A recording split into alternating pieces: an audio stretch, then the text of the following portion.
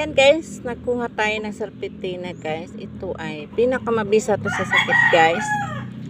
Lahat ng sakit natin guys, 7 klaseng sakit ay nakapapagaling ito guys. Ayan. Napatunayan ko na to guys. Ako ay may bato. Ito ay nakakapagaling sa aking bato guys. Hindi na ako nabili ng mga gamot sa antibiotic. Hindi, ito lang guys. Ito yung iniinom ko guys. Hindi ko na to ilalaga guys.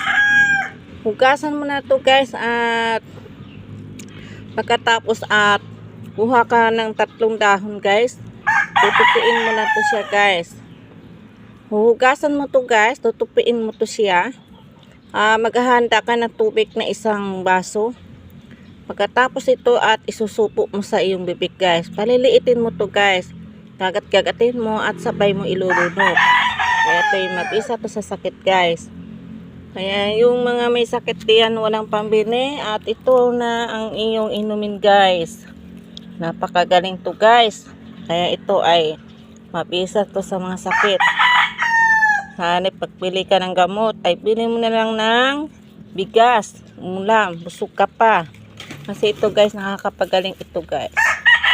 Ayun guys, thank you for watching guys. Salamat sa panonood. Ito ay serpentina guys. Ayan, ang tawag dito naman sa Bisaya guys, sa flower. Ayan, napapagaling ito. Salamat sa panonood. Bye bye. Magtanim kayo nito guys.